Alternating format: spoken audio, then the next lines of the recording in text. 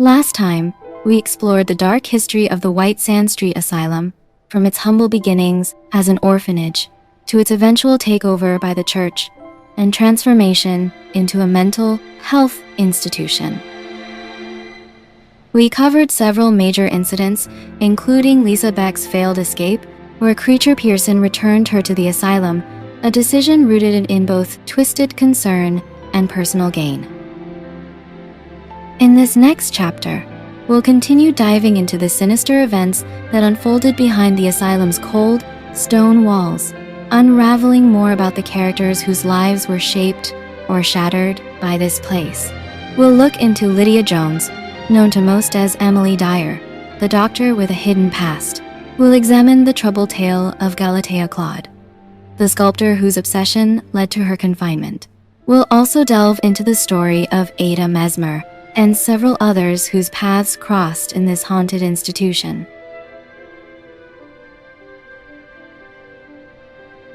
This is the continuation of the asylum's timeline, leading us closer to its eventual downfall. Let's dive into the stories that turned the White Sand Street Asylum from a place of hope into a symbol of tragedy.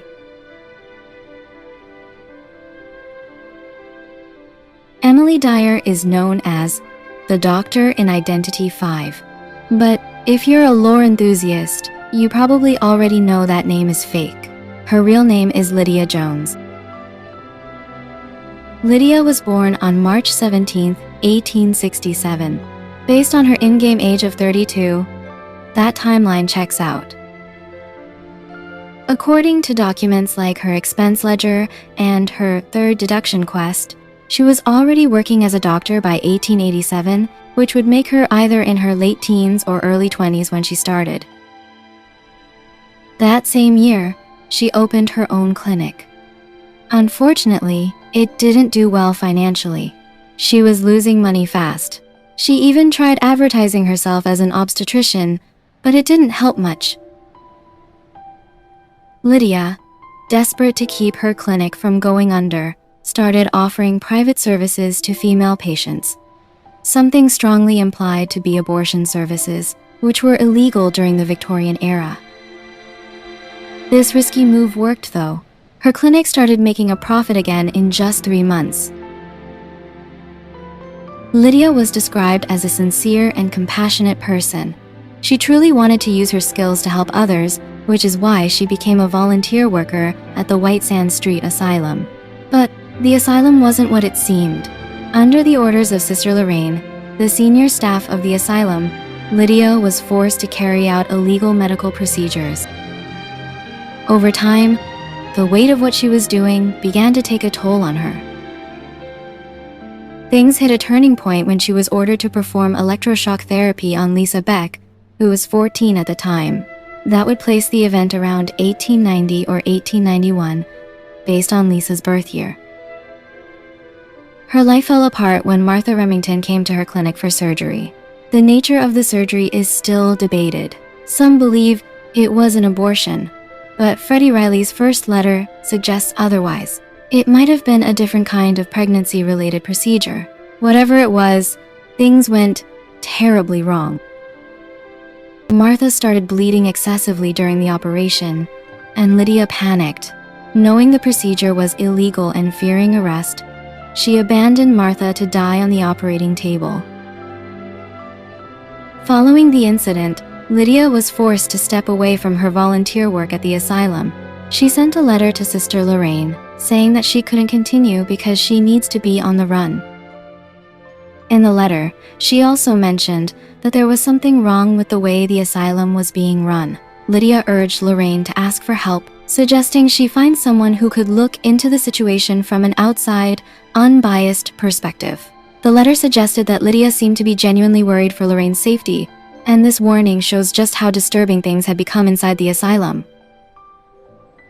Now, while Lydia didn't name any names, a theory suggests that this is connected to what we see in Robbie's first letter. In that letter, it's revealed that Sister Lorraine reached out to Baron de Ross, asking for his help in investigating the asylum. That might have been the very action Lydia was hinting at, which is getting someone outside the asylum to come in and see the truth for themselves.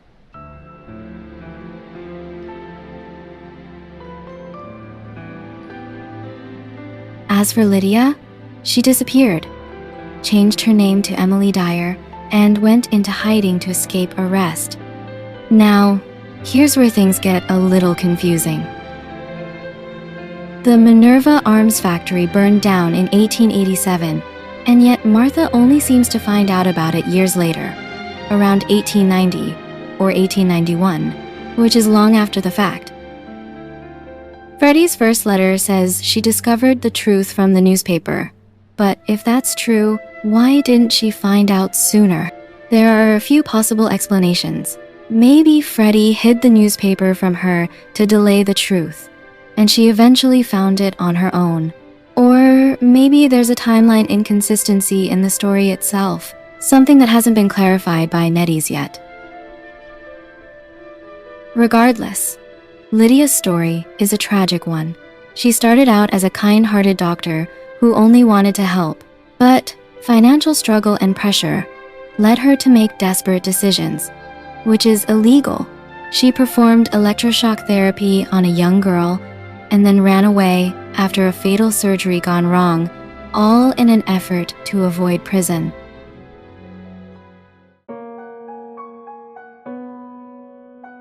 Simon Barriere was the older brother of Lily Barriere, the cheerleader. He was a prodigy in racehorse riding, a rising star at the Kryberg racecourse, until tragedy struck. One day, Simon fell from his horse in a serious accident that left him with both physical and mental trauma. Following this, Simon was sent away to receive care. Now, here's where things get confusing. In Lily's backstory, it is stated that Simon was sent to a sanatorium, not an asylum. According to Wikipedia, a sanatorium is a specialized medical facility, historically located in the countryside, mainly used for the treatment of tuberculosis or long-term illnesses. These places emphasized exposure to fresh air, rest, and isolation, especially before antibiotics were discovered. But in Simon's case, the illness wasn't tuberculosis. It was neurological and physical trauma. Later, Lily's backstory even refers to the place Simon was sent as a nursing home, not a sanatorium. So the next logical question is, which nursing home are we talking about? So far in the Identity V universe, there's only one prominent nursing home we know of, which is the Holloway Nursing Home. It's the same institution where Anne Lester was admitted. Interestingly, this location was inspired by a real place, the Holloway Sanatorium, built by Thomas Holloway, a philanthropist. The real-life Holloway wasn't used for tuberculosis patients either. It was a psychiatric facility for those with temporary mental illnesses. That's where things start to align. If we assume Simon was suffering both physical paralysis and cognitive decline, it makes sense that he would end up in a place like the Holloway Nursing Home. After all, that facility, if we refer to the Holloway Sanatorium as the inspiration for the nursing home, does treat mental health conditions, which lines up with Simon's diagnosis. But then, there's another curveball. In Lily's backstory video, we see her speaking to a mysterious figure in a wheelchair. Many fans believe that figure to be Galatea Claude. Now, here's where the timelines and locations get tangled. We know that Galatea was committed to the White Sand Street Asylum by her father due to her increasingly disturbing obsession with sculpture. If Galatea was indeed the person Lily was speaking to in the video, that raises three possibilities. First, Simon was actually sent to the White Sand Street Asylum, not the Holloway Nursing Home. This would explain how Lily and Galatea met. Second, Simon was initially placed in the Holloway Nursing Home, but was later transferred to the asylum, again making it plausible that Lily met Galatea there. Thirdly, Galatea may have spent time in the Holloway Nursing Home before she ended up in the asylum, which would explain her presence when Lily came to visit Simon in the nursing home. So far, none of these possibilities have been officially confirmed. With the ambiguity in the timeline and limited available clues, we can't say for sure which one is most accurate. For now, It remains one of those open-ended mysteries in the IDV universe, one that we can only hope NetEase will clarify in future updates. Until then, it's up to us to piece the fragments together.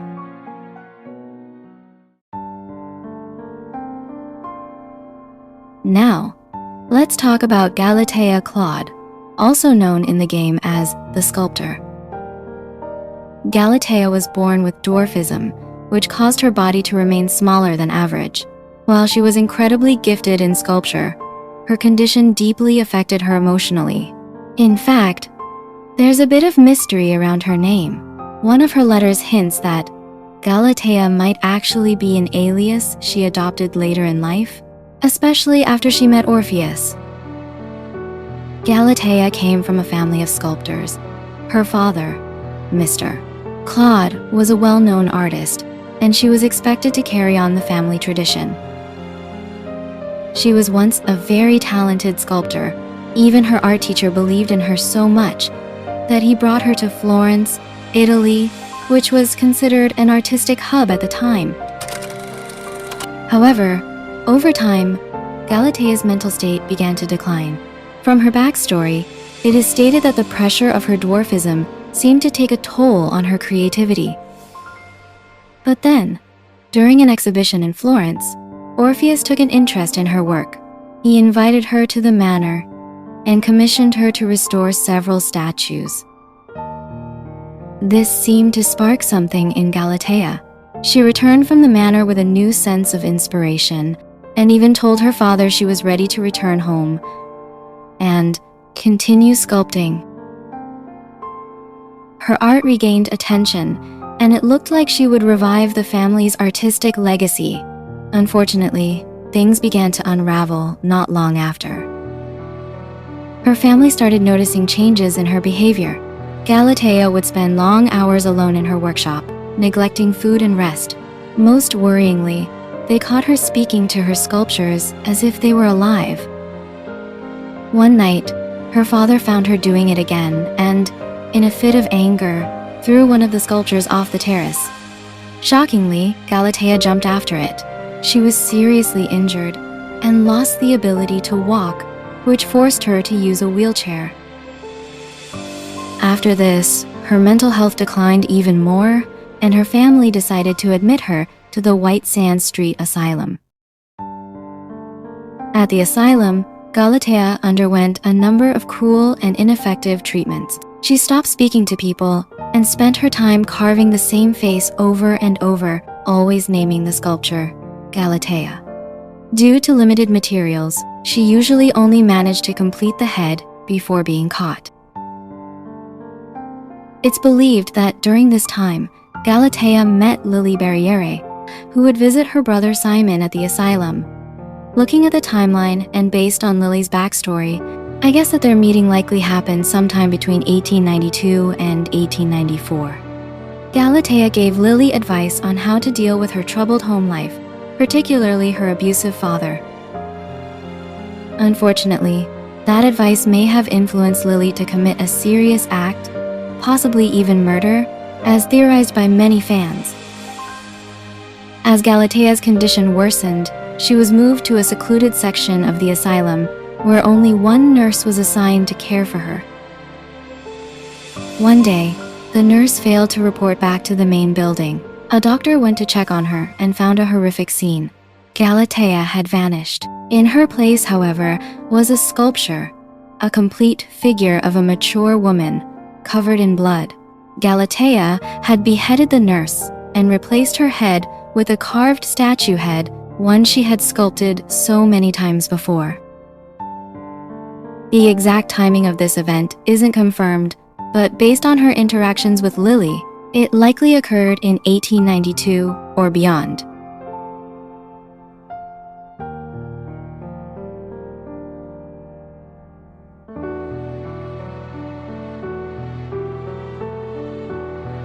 In the end, Galatea's story is a tragic as well as an eerie one. She was a gifted artist who lost her way, overwhelmed by her condition, expectations, and whatever she encountered at the manor. Her obsession with art eventually pushed her beyond the brink ending in one of the asylum's most disturbing incidents. One of the patients who ended up in the White Sand Street Asylum was Emil. Nobody really knows how, why, or when he got there. All we know is that his body was found lying near the asylum, burning up with a fever, and clearly not in a good mental state. The staff picked him up and brought him inside, trying to fix him using their usual treatments, which, as we know, weren't exactly kind. The strange part is, no one knew who he really was. The only clue to his identity was the name Emil, stitched on a torn piece of fabric from a shirt collar. When Emil woke up, he couldn't remember anything about his past, but from what we do know, his childhood was incredibly rough. He was the youngest of 4 siblings and came from a very poor family. His mother was mentally unwell, to the point where his father had to tie her to the bed. Things were so bad that the dad made a heartbreaking decision. He sold Emil, his youngest child, to a dogfighting ring. Emil was forced to beg on the streets to make money. The people who took him in didn't care about him at all. One of them even said they'd be better off adopting a dog, because at least a dog might bring home more money than Emil did. During this time, when Emil was still just a kid, he met a girl named Ada, who I believed was a teenager at the time. She saw him begging on the street, bought him a loaf of bread, and then went on her way. They wouldn't meet again until years later. At some point, Emil snuck into the dogfighting arena during a dogfighting show. There was at least one vicious dog in the arena, ready to maul him. But somehow, Emil survived. The crowd was shocked, and the pit owner saw a chance to profit off him. From then on, Emil was thrown into fights like a human dog, forced to survive in the ring again and again. Over time, this harsh life seemed to change him. In his in-game backstory, you can tell he started thinking and acting more like an animal than a person, almost like he was turning into one of the fighting dogs himself. Eventually, something happened. We're not sure what, but Emil ended up alone, sick and burning with fever on White Sand Street. That's when the asylum found him and brought him in. Then, sometime later, a volunteer showed up at the asylum. And guess who it was? Ada Mesmer, the same girl who had once given him that loaf of bread when they were kids. Their paths crossed again, but under very different circumstances. Ada Mesmer came from a family full of doctors. Her father, Charles Mesmer, was a respected doctor, and her sister, Betsy, actually married Harold Keogh, the older brother of Keegan. Charles was very strict with Ada. He had big plans for her future and expected her to follow them exactly. Even when she was still a teenager, he pushed her to observe his work, kind of like early training, something that's mentioned in her deduction quest. So, Ada ended up walking the path her parents laid out for her. She met every expectation and eventually became an assistant professor at a pretty young age. By the time she was 25, she had focused her efforts on studying hypnotherapy, a field that fascinated her. Unfortunately, her research didn't get much support, not even from her own father. On top of that, there were challenges in her work. For example, she discovered that patients couldn't be hypnotized properly if they were in pain. So, she started looking into alternative methods that seemed to be more experimental and had to be done in secret. According to the 10 Days Memories event, these secret experiments didn't sit well with other doctors. Once they found out, they shut everything down. This only made Ada more frustrated and bitter toward those who didn't believe in her ideas. Eventually, Ada decided to resign from her position. But she didn't give up. She kept chasing her goal, traveling from one medical facility to another. That's how she ended up at White Sand Street Asylum, where she joined an 11-day training program And it was there, during this short time, that she ran into Emil again, the same starving boy she once gave bread to years ago. This meeting happened on October 1893. When Ada first saw Emil at the asylum, she was shocked. The treatments he was going through were harsh, especially the electroshock therapy. But what really unsettled her wasn't just the brutality of the treatment. It was how Emil reacted to it. He didn't flinch. He didn't try to resist or escape the pain. In fact, it was like he found some strange comfort in it. And when the session ended, he actually smiled at the doctor. That deeply disturbed Ada. During her first encounter with him as part of her training, Emil seemed terrified of her. He trembled and gasped, reacting with fear and mistrust. But then, something unexpected happened. The sound of Ada's whistle calmed him down. That was the first sign that Emil might respond to her hypnotherapy, even while still in pain. This sparked Ada's interest in him, not just as a patient, but as a potential breakthrough in her research. As time went on, Ada began to reduce Emil's medication, slowly shifting toward using only her hypnotherapy to help him. And it worked. Emil became her first success. She was thrilled, but also conflicted, unsure if what she was doing was truly right. So she asked Emil directly, would he rather stick with the medication or continue with her therapy? Emil chose Ada, a decision that gave her relief and made their bond even stronger. Over time, Emil began to express his gratitude. He told Ada that she helped wake him up from the nightmares that had haunted him for as long as he could remember. And little by little, both of them started piecing together their shared past. During Ada's time working at the asylum, a mysterious man appeared, a novelist who many believe was Orpheus himself. He approached Ada with a rather strange request. He wanted access to the patient list from the asylum. Orpheus explained that he needed the information as inspiration for his writing. More than that, he claimed Ada had stolen the documents and offered her something in return, a new treatment that could potentially cure Emil's mental condition. But Ada didn't take the offer. She explained that there had been a misunderstanding. She hadn't stolen anything. In her defense, what Orpheus called stealing was actually just her accessing patient records she had formally applied for. It was a completely normal process for someone conducting medical research. From her point of view, she was simply doing her job as a doctor. As for why Orpheus really wanted the patient list, many fans and theorists believe it had nothing to do with a novel at all. It's possible he was trying to find someone specific, most likely Alice, his childhood friend. Orpheus had never forgotten about Alice, especially after the traumatic manor incident they both experienced. Some suggest he desperately wanted to check on her current condition as shown in Orpheus's first letter, or even find a way to help her forget what happened. In fact, there are hints that Orpheus may have been trying to plant false memories in Alice, perhaps to hide the truth about his parents' involvement in the tragedy. There's even a theory that he wanted Alice to believe he was the son of Baron de Ross, not herself.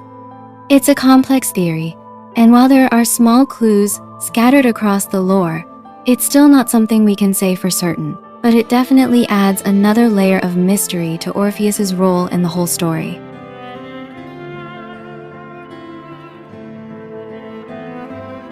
If we take a look at Emma's 6th letter and the 10-day memories event, we can confirm that Lisa finally escaped from the asylum on October 9, 1893, with the help of Orpheus. Lisa had gone through countless treatments while she was held in the asylum, with many of which were not only questionable in terms of ethics, but possibly illegal as well.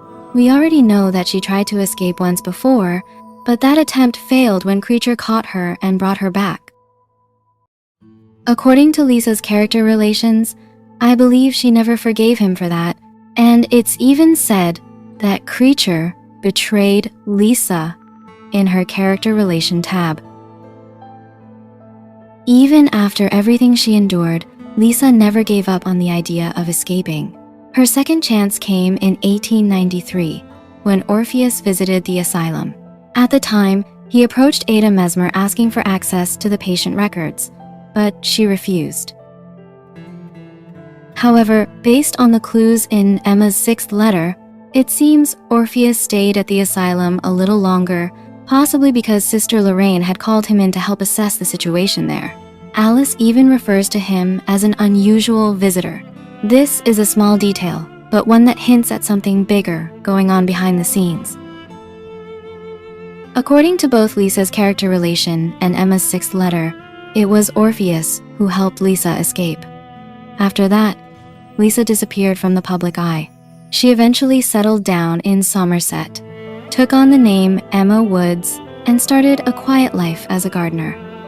Interestingly, this major event, Lisa escaping and becoming Emma, was actually teased way back in 2021 during the Truth and Inference storyline.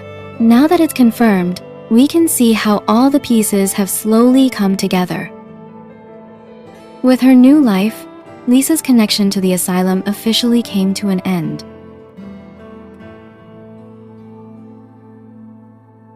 As Emil and Ada spent more time together, Ada began to develop strong feelings for him. Whether those feelings were genuine love or something closer to obsession isn't entirely clear, but what is clear is that her attachment to Emil pushed her to want a life beyond the walls of the asylum. Eventually, the two of them escaped together. Their escape took place on October 10th, a date that would later become their shared birthday, both in the game's lore and in gameplay. After their escape, Ada never returned to the city she used to live in. She dedicated herself fully to continuing Emil's treatment using the same experimental method that had helped him before. The two moved far away from the city, eventually settling down in a quiet house near a forest and a nearby river. There was also a small town close by, where Ada worked as a teacher to make a living.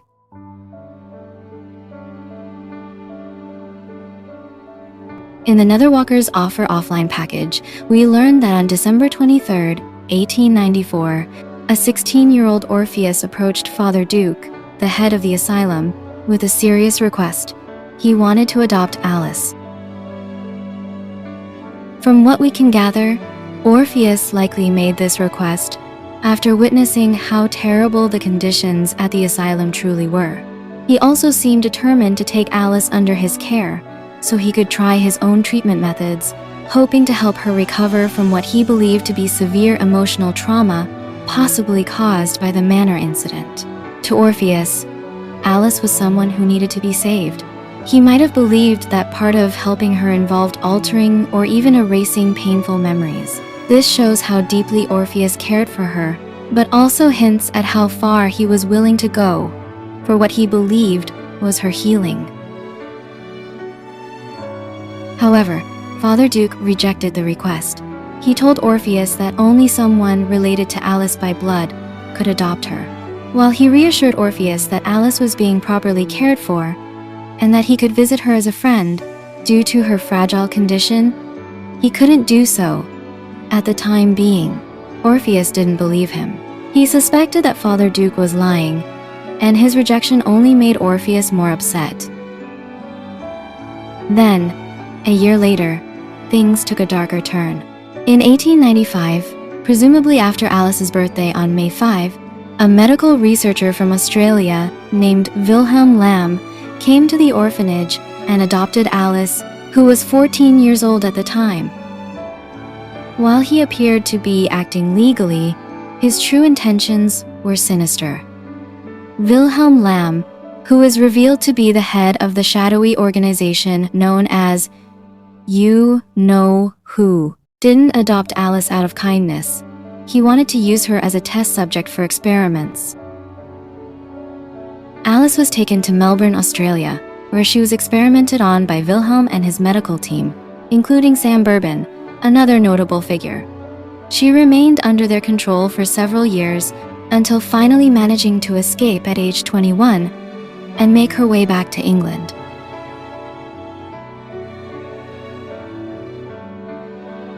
Another figure who found himself within the walls of White Sand Street Asylum was Kurt Frank.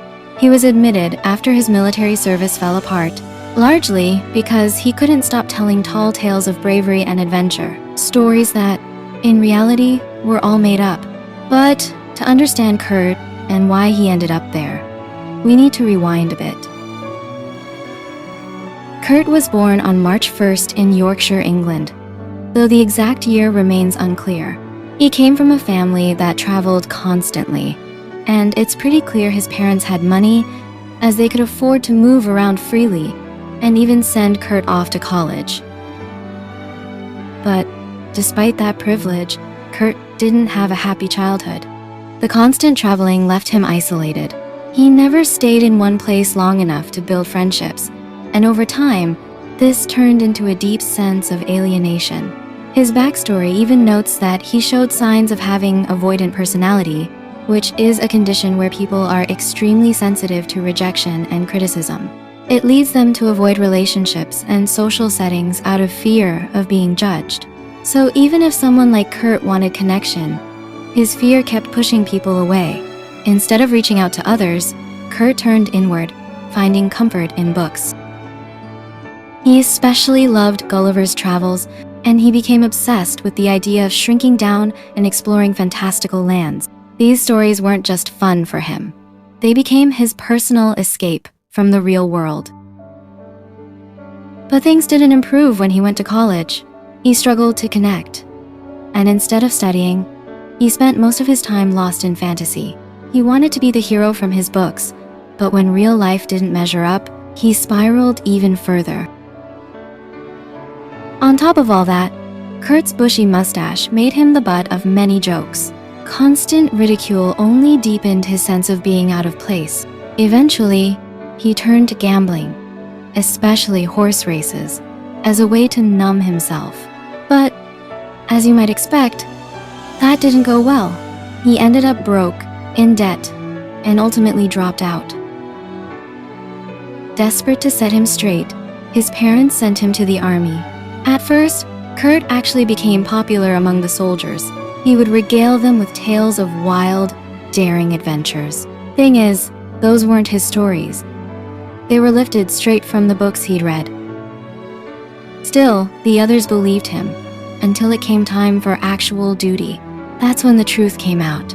Kurt couldn't handle real danger, and his cowardice destroyed what little reputation he had. Each stage of Kurt's life pushed him deeper into escapism. His constant moving as a kid made him afraid of real relationships. The rejection in college taught him to hide in stories, and the military, where his lies crumbled, only confirmed that he didn't belong in the real world. Eventually, Kurt Frank was admitted to White Sand Street Asylum. According to his 6th letter, we know he was institutionalized after he was caught digging through sewage lids with a shovel, claiming he had discovered the center of the earth. Based on the letter and other timeline clues, it's reasonable to assume that Kurt was admitted in 1894. By that time, Kurt's mental state had severely deteriorated, likely to the point of schizophrenia. In his mind, everything around him was part of some grand adventure. He would try to climb out of the asylum windows, insisting that he was aboard a voyage ship and had to embark on a new journey. At first, the medical staff thought he was just another paranoid patient with harmless delusions. But one night, things took a darker turn. Kurt was discovered with blood on his hands, secretly grinding broken glass into makeshift keys, in an attempt to pick the lock on the asylum's iron gate. He claimed a fire-breathing dragon was waiting outside and that he had to slay it before the lunar eclipse. According to Sister Lorraine, Kurt interpreted everything inside the asylum as part of his fantastical world. The real danger was that, in his delusions, he often ended up hurting himself. And even worse, he came close to convincing other patients to join him. Eventually, Father Duke, now Bishop Duke, ordered that Kurt be released, as well as some other patients there. Sister Lorraine, who had become the head of the asylum by then, strongly opposed the decision about Kurt. While Kurt wasn't violent, she worried that his growing delusions could make him manipulative down the line. Still, her objections were overruled. Kurt was declared mentally stable and released, becoming the first patient known to leave White Sand Street Asylum under that status. After that, Sister Lorraine resigned from her position as head of the asylum.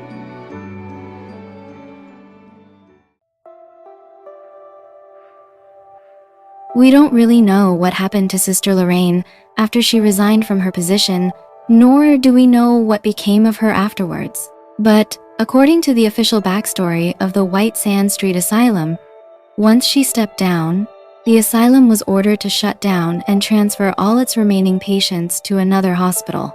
And that's exactly what happened. After years of disturbing stories and cruel practices, the asylum's legacy was finally brought to an end.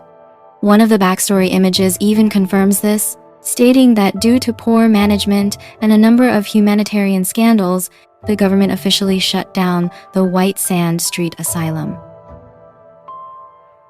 Now, based on the hints from the offline package, Alice's backstory, and the asylum map lore, I believe the asylum was closed sometime in 1895. That's the conclusion I've come to after piecing together all the available clues. That being said, the timeline of the asylum lore is admittedly quite messy. The full story hasn't been revealed by the developers, and there are a few inconsistencies scattered across the lore, such as the timeline surrounding Martha's surgery or Robbie's accident, which doesn't quite align with what's shown in his last deduction quest. Maybe we'll get more clarity in the future, but for now, this is the best theory I can build based on what we have.